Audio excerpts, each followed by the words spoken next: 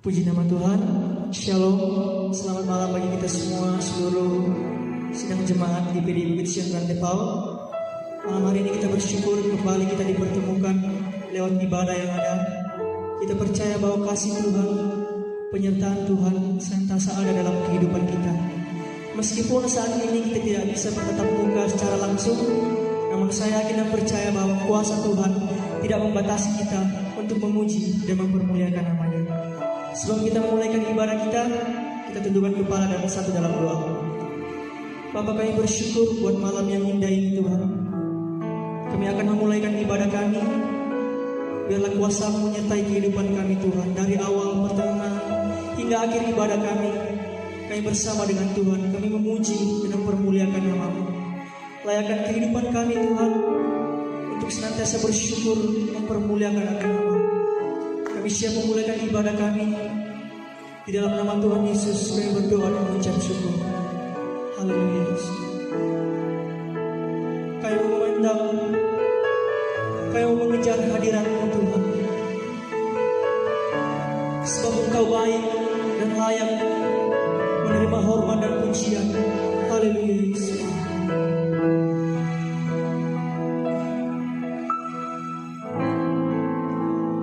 Dekat padamu itu rinduku,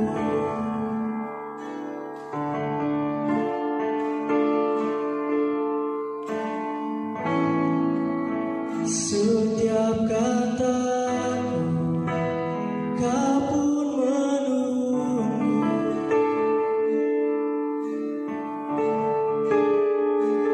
Tak kusangka ku temukan satu kasih yang abadi. Kini ku datang dan ku bawa hidupku,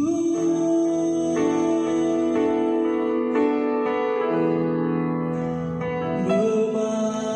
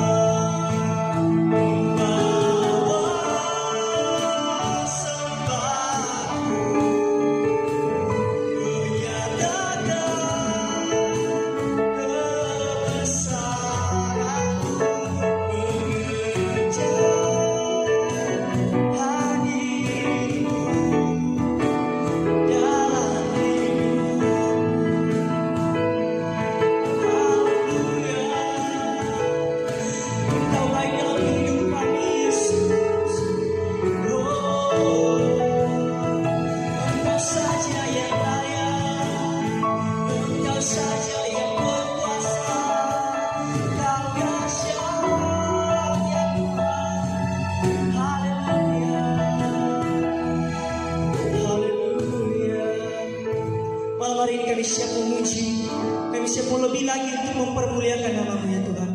Dalam nama Yesus, haleluya, amin. Puji nama Tuhan. Kita bersyukur bahwa Tuhan Yesus itu baik, dan tidak ada alasan bagi kita semua untuk tidak memuji dan mempermuliakan akan nama-Nya. Bersyukurlah kepada Tuhan. Haleluya. Biarlah namanya saja yang dipuji dan dipermuliakan, sebab Dia dasar yang berkuasa. Amin.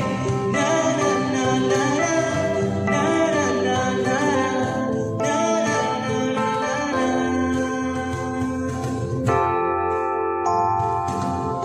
Haleluya, ku memuji-Mu Tuhan, karena kasih-Mu tak berkesudahan. Biar bernafas memuji saja di atas gunung dan di dalam samudra. Tanganku kuat kepadamu, mensyukuri rahmat yang Kau beri. Kakiku melompat bagimu, sebab rahmat-Mu baru setiap hari. Bersyukurlah kepada Tuhan, sebab Dia baik, sebab Dia baik. Bahwasanya untuk selamanya, kasih setianya, kasih setianya.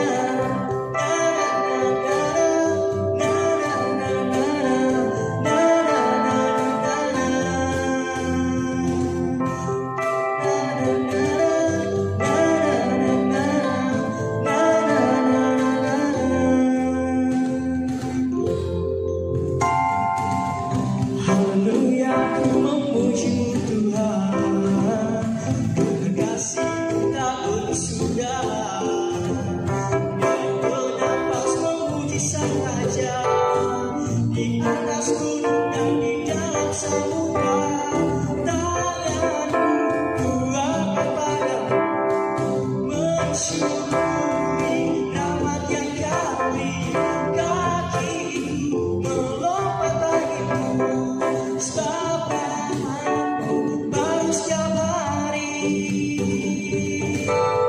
Bersyukurlah kepada Tuhan, sebab Dia baik, sebab Dia baik. Bahwasanya untuk selamanya, kasih setianya, kasih setianya. Bersyukurlah kepada Tuhan, sebab Dia baik, sebab Dia baik. Bahwasanya untuk selamanya, kasih setianya, kasih setianya. Na na na na na na na na na na na na.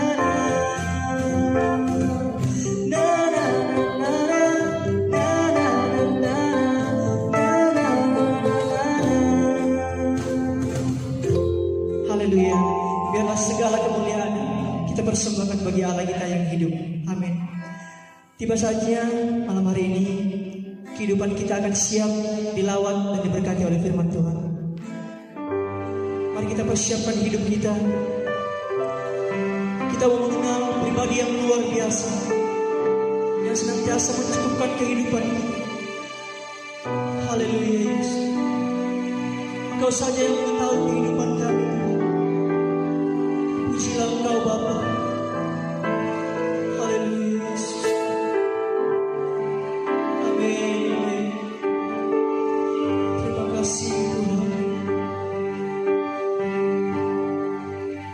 Hanya Engkau,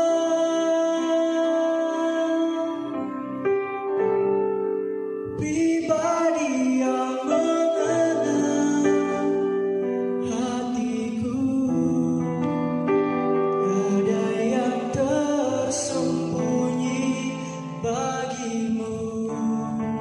Seluruh isi hatiku Kau tahu, dan bawaku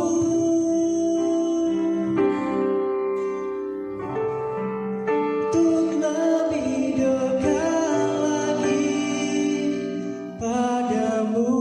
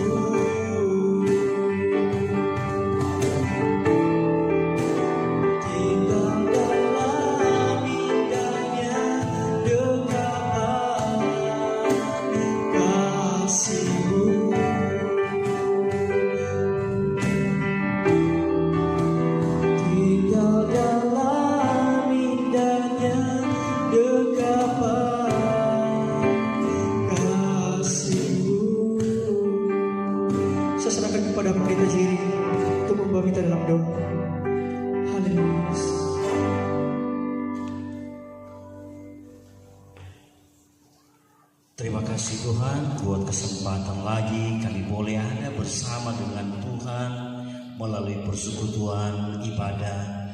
Dan sekalipun ibadah yang diselenggarakan melalui media sosial karena sedang menghadapi virus corona yang melanda negeri kami ini ya Tuhan. Namun berkali-kali kami percaya, kami yakini bahwa Tuhan ada selalu bersama dengan kami. Tuhan selalu menyertai kehidupan kami. Tuhan selalu mengadakan mujizat-mujizat dan keajaiban dalam kehidupan kami. Kebenaran firman-Mu datang menyentuh lagi kami pada malam hari ini. Engkau ada bersama dengan kami, mengurapi kami, dan biar kiranya Roh Kudus berkarya bagi kami untuk kami dapat memahami, mengerti tentang kebenaran firman-Mu. Terima kasih Bapa, kami akan siap membaca dan merenungkan firman-Mu di dalam nama Tuhan Yesus Kristus. Haleluya. Amin. Puji Tuhan. Selamat malam untuk kita semua, Bapak Ibu, saudara-saudari yang saya kasih dalam Tuhan kita Yesus Kristus. Berjumpa kembali kita di kesempatan malam hari ini dalam ibadah, dan saya percaya bahwa Tuhan bertakhta di atas pujian orang percaya. Bahkan kita mengatakan bahwa 2-3 orang berkumpul atas nama Tuhan, maka Tuhan hadir bersama-sama dengan kita. Dan menjadi keyakinan saya bahwa jika Tuhan hadir bersama dengan kita, maka mujizat dan keajaibannya akan nyata di tengah-tengah ibadah kita pada malam hari ini. Baik, saya mengajak kita membuka firman Allah yang saya ambil di dalam kitab 1 Petrus pasal yang pertama, ayat yang ke-14 mulai. Bapak Ibu yang ada di rumah, dan kita membuka Alkitab kita bersama-sama di dalam kitab 1 Petrus pasalnya yang pertama mulai ayatnya yang ke-14. Hiduplah sebagai anak-anak yang taat dan jangan turuti hawa nafsu yang menguasai kamu pada waktu kebodohan. Hendaklah kamu menjadi kudus di dalam seluruh hidupmu sama seperti Dia yang kudus yang telah memanggil kamu. Sebab ada tertulis, kuduslah kamu sebab Aku kudus. Dan jika kamu menyebutnya Bapa, yaitu Dia yang tanpa memandang muka menghakimi semua orang menurut perbuatannya, maka hendaklah kamu hidup dalam ketakutan selama kamu menumpang di dunia ini. Sebab kamu tahu bahwa kamu telah ditebus dari cara hidupmu yang sia-sia, yang kamu warisi dari nenek moyangmu itu, bukan dengan barang yang fana, bukan pula dengan perak atau emas, melainkan dengan darah yang mahal, yaitu darah Kristus yang sama seperti darah anak domba yang tak bernoda dan tak bercacat. Malam hari ini saya ingin bicara soal hidup tanpa Kristus atau hidup bersama dengan Kristus. Tema ini memberi sebuah pilihan bagi kita bahwa kita mau hidup tanpa Kristus atau kita hidup bersama dengan Yesus. Kita tahu bahwa Yesus itu adalah tokoh sentral dalam Alkitab. Bahwa Yesus itu sangat diagung-agungkan oleh pengikutnya. Hal ini didorong karena semua pengorbanan yang pernah Yesus buat dan mujizat-mujizat yang sudah Dia lakukan. Dan kita tahu bersama bahwa mengenal Yesus itu memiliki sebuah keuntungan yang begitu besar. Percaya kepadanya itu menjadikan kehidupan manusia itu mendapat keselamatan, dan kita dikaruniakan sebuah keselamatan. Dan selama kita ada di dunia ini pun, maka kita akan difasilitasi hal-hal yang berhubungan dengan kebutuhan jasmani, itu pun akan diadakan oleh Tuhan. Saya teringat dengan seorang tokoh yang bernama Paulus. Paulus dulu adalah seorang pembunuh, penganiaya pengikut Kristus. Namun ketika dia berjumpa dengan Yesus, maka terjadi sebuah perubahan yang luar biasa, 180 derajat. Dia berubah, yang tadinya menentang Yesus, dan pada akhirnya dia mengikut Yesus. Sehingga ada ayat Alkitab mengatakan, jadi siapa yang ada di dalam Kristus, ia adalah ciptaan baru. Yang lama sudah berlalu, sesungguhnya yang baru sudah datang. Itu yang pernah dialami oleh Rasul Paulus ketika dia berjumpa dengan Yesus. Ada juga seorang tokoh yang kita kenal dengan Zakius.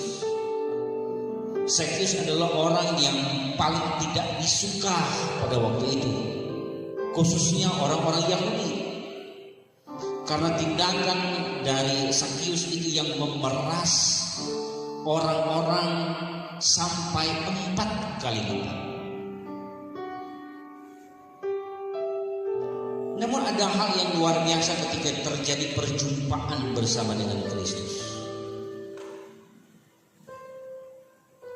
Sekalipun dia mendengar tentang Yesus, tapi ada sebuah keinginan untuk dia mau berjumpa dengan Yesus. Ada sebuah usaha yang dia buat.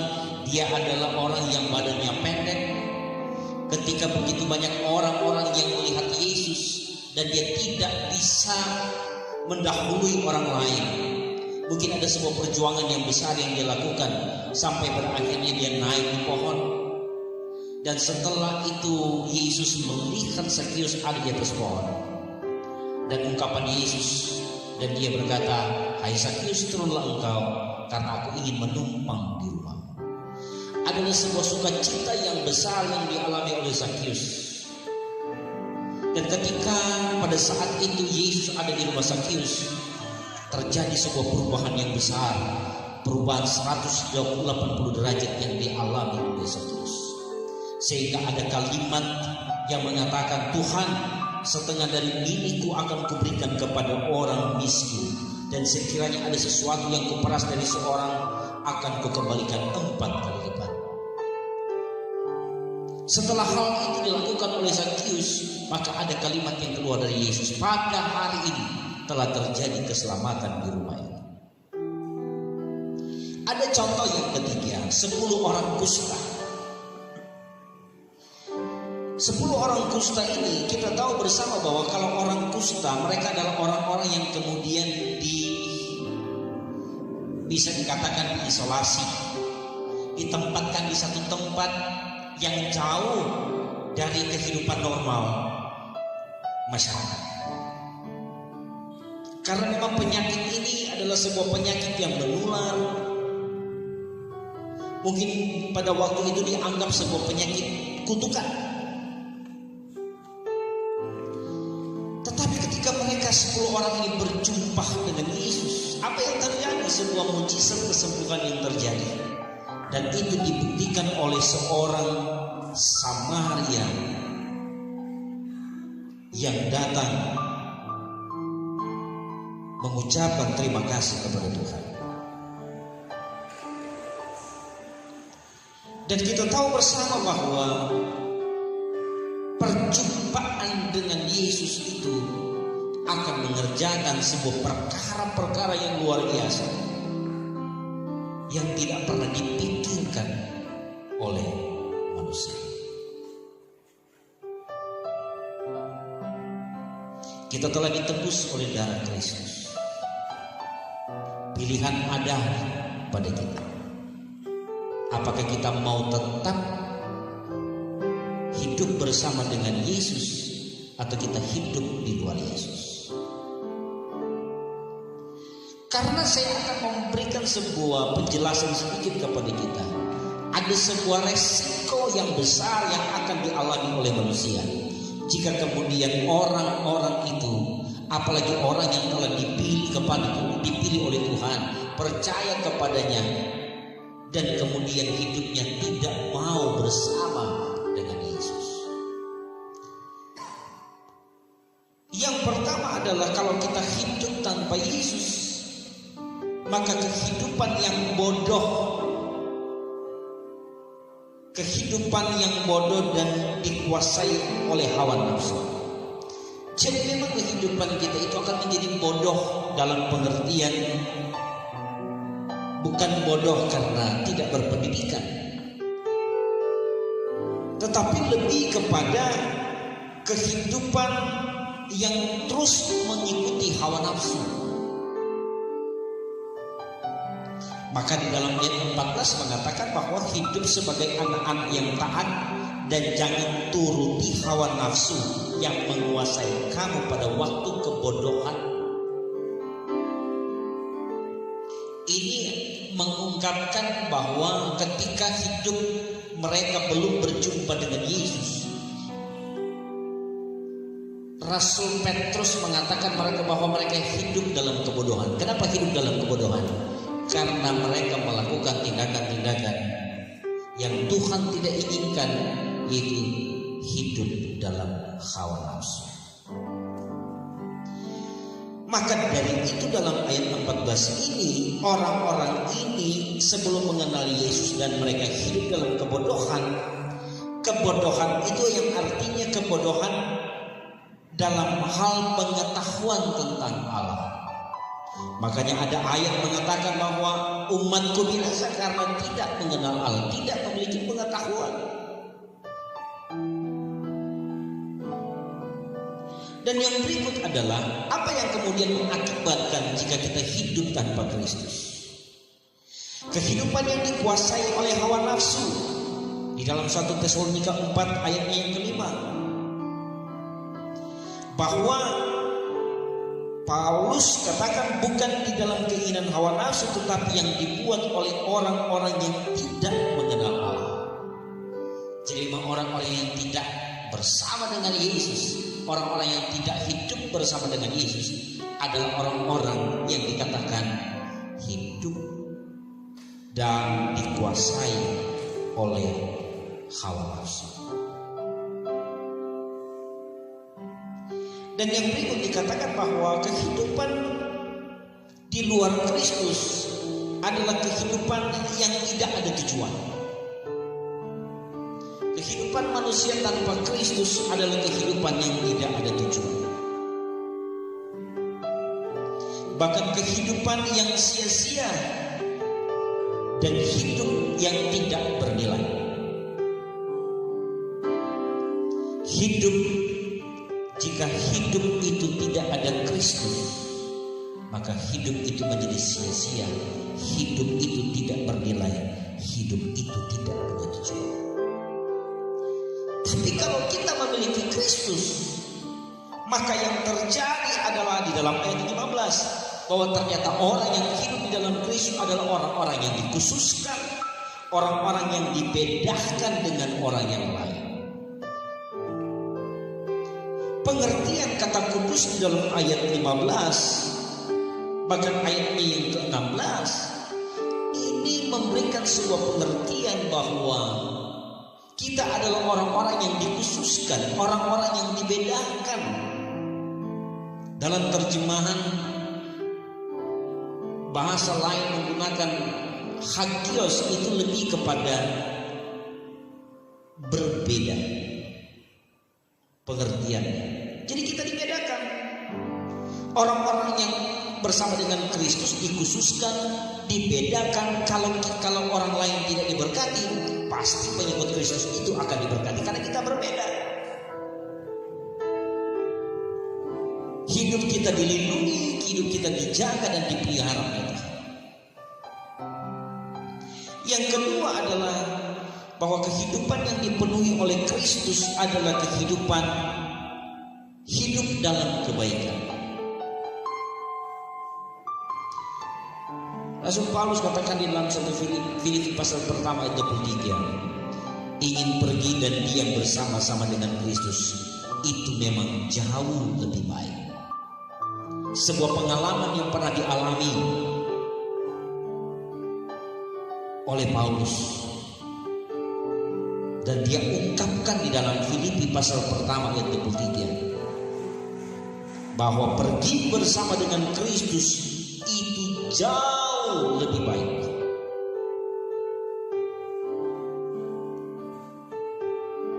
Bahkan hidup yang dipenuhi oleh Kristus adalah hidup dalam kehormatan. Hidup kita dimuliakan. Bahkan orang-orang yang hidup di kerajaan harus menjaga nama baik sebagai seorang bangsawan dengan tidak melakukan tindakan yang merusak nama baik kerajaan.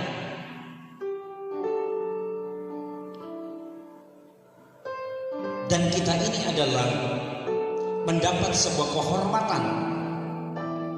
Bagi saya ini adalah sebuah kehormatan jika kita adalah bagian dari pilihan Allah. Yesus itu adalah Raja, dan kita dikatakan adalah anak-anak Raja.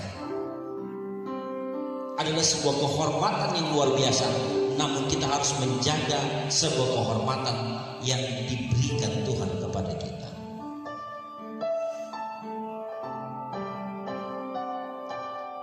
Oleh sebab itu, hiduplah terus bersama dengan Kristus. Hidup kita itu mahal. Hidup kita itu dipercayakan sebuah kepercayaan yang besar dari Tuhan. Kita ditebus dengan darah yang mahal, darah yang tidak bercacat celah. Hargai sebuah pengorbanan yang Tuhan nyatakan dan Tuhan sudah beri dalam kehidupan kita. Hiduplah bersama dengan Kristus, maka kita akan terus dijaga, kita akan terus dipelihara oleh Tuhan. Di tengah-tengah situasi dan kondisi di mana kegiatan-kegiatan kita terbatas, bahkan COVID-19 ini mempengaruhi kesehatan sosial, di mana kita tidak bisa melakukan pertemuan-pertemuan yang mengumpulkan massa, di mana kita tidak boleh bebas dalam kegiatan-kegiatan di luar rumah, bahkan berdampak pada kondisi ekonomi karena mungkin banyak yang di PHK dan lain sebagainya. Mungkin ini tidak mudah untuk melewatinya. Secara manusia ini banyak yang tidak sanggup untuk menghadapi pencobaan pergumulan ini. Tapi saya mau katakan kepada kita semua, kalau kita hidup bersama dengan Kristus, saya percaya beban berat apapun Tuhan akan meringankan. Dia akan menolong. Dia akan senantiasa menjaga dan memelihara kehidupan kita. Kita akan menyanyikan sebuah pujian. Engkau Tuhan yang setia, waktumu selalu yang terbaik.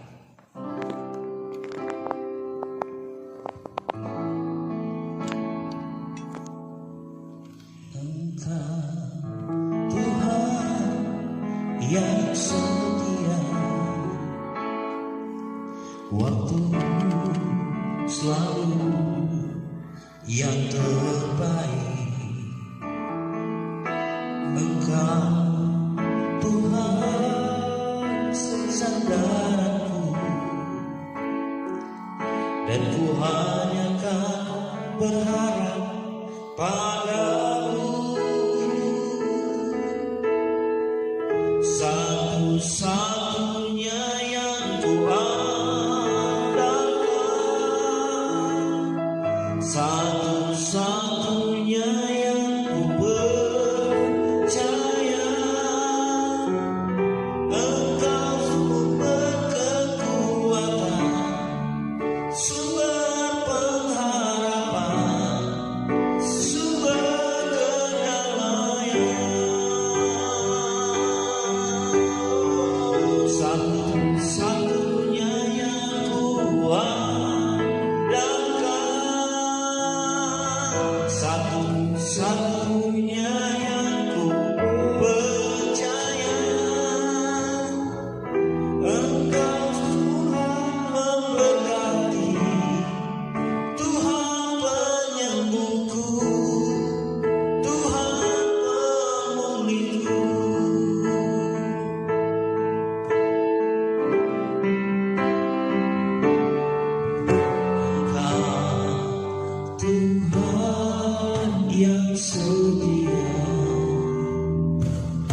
waktu selalu yang terbaik. Engkau Tuhan sandaranku, dan ku hanya akan berharap padamu. Yang di rumah kita nyanyikan sama-sama, katakan satu-satunya yang ku andalkan, Satunya yang ku percaya. Kau sumber kekuatan, sumber pengharapan, sumber kedamaian. Satu-satunya yang ku andalkan, satu-satunya yang ku percaya. Engkau Tuhan memberkati, Tuhan penyembuhku, Tuhan penyembuhku. Sekali lagi katakan satu-satunya yang ku andalkan. satunya yang Percaya Engkau sumber kekuatan, sumber pengharapan, sumber kedamaian. Satu-satunya yang ku andalkan, satu-satunya yang ku percaya. Engkau Tuhan memberkati, Tuhan penyembuhku, Tuhan penyembuhku. Bapak Ibu yang ada di rumah, saudara bisa mengangkat tangan dan saudara mengangkat tangan kanan saudara dan tangan kiri saudara taruh di dada. Saya ingin mendoakan Bapak Ibu semua yang ada, yang dapat menyaksikan ibadah ini. Biar malam hari ini kita akan mengalami mukjizat yang dari Tuhan. Karena firman-Mu menjamin ketika hidup selalu bersama dengan Tuhan. Kita berdoa Bapa dalam nama Yesus. Kami berdoa untuk semua umat-Mu yang sedang menyaksikan ibadah ini melalui media sosial. Tuhan, Engkau jamah, Engkau Tuhan pulihkan, Engkau memberkati. Engkau tahu beban yang sedang kami alami hari ini begitu berat Tuhan. Banyak orang mungkin tidak mampu menghadapi cobaan yang sedang terjadi di akhir-akhir ini. Situasi dan kondisi yang bagi banyak orang ini adalah sesuatu yang menakutkan, menggelisahkan, meresahkan. Tapi kami orang-orang yang bersama dengan Tuhan, kami percaya bahwa Tuhan akan mengatasi setiap pergumulan kami. Tuhan akan menjaga dan melindungi kami dari hal-hal yang mengancam kehidupan atau mengancam nyawa kami, termasuk virus corona. Tuhan, kami akan terus berharap kepadamu, kami akan terus bersandar kepadamu, karena kami tahu bersama dengan Tuhan mujizat dan keajaiban selalu terjadi dalam kehidupan kami. Malam hari ini kami berdoa, yang sakit Tuhan jamah, pulihkan, sembuhkan dalam nama Yesus. Yang punya pergumulan dijawab oleh Tuhan, susah dihiburkan, lemah kami dikuatkan. Bahkan ampuni setiap kesalahan kami, ampuni akan setiap tindakan perbuatan yang tidak menyenangkan Tuhan. Namun hari ini kami membuat sebuah komitmen yang baru, bahwa kami akan terus selalu bersama dengan Tuhan. Tantangan persoalan tidak akan mengganggu hubungan kami bersama dengan-Mu ya Tuhan. Terima kasih. Kami percaya kami akan dijamah dengan kuasa-Mu. Kami sudah dibekali lagi dengan kebenaran firman-Mu, dikuatkan, dicerahkan, bahkan kami dipulihkan dengan kebenaran firman-Mu. Dalam nama Tuhan Yesus kami sudah berdoa. Haleluya. Amin. Saya percaya bahwa kita akan dijamah oleh Tuhan. Saya percaya bahwa kita akan diberkati oleh Tuhan. Kita akan akhiri ibadah kita pada malam hari ini dan kita akan nyanyikan sebuah pujian. Kiranya Engkau memberkati. Kiranya Engkau memberkati aku berlimpah-limpah dan memperluas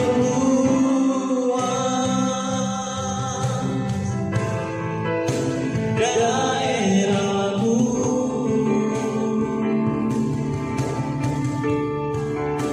dan kiranya haleluya tanganmu menyertai aku dan melindungi aku daripada malapetaka, sehingga kesakitan tidak menimpa aku. Kita berdoa, terima kasih Tuhan buat penyertaan yang sempurna bagi kami. Hamba berdoa bagi semua umat-Mu dan siapapun yang mengikuti ibadah ini. Biar kiranya Tuhan tetap menolong memberkati kami dalam setiap kegiatan-kegiatan kami, aktivitas-aktivitas kami besok dan seterusnya. Kegiatan di dalam rumah atau di luar rumah, semuanya Tuhan campur tangan memberkati. Dan Tuhan, apapun yang kami kerjakan dengan tangan kami akan mendatangkan berkat-berkat yang berlimpah-limpah daripada-Mu. Terima kasih Tuhan, terpujilah akan nama-Mu. Kami akan akhiri ibadah kami pada malam hari dengan pengucapan syukur dalam nama Tuhan Yesus Kristus. Terimalah berkat, rahmat, nikmat, anugerah dari Allah Bapa, kasih sayang Tuhan Yesus, pertolongan Allah Roh Kudus menyertai kita semua malam ini, besok sampai Maranatha. Tuhan Yesus datang kali yang kedua. Haleluya. Semua yang percaya sama-sama katakan amin. Tuhan memberkati kita semua. Kita akan berjumpa kembali di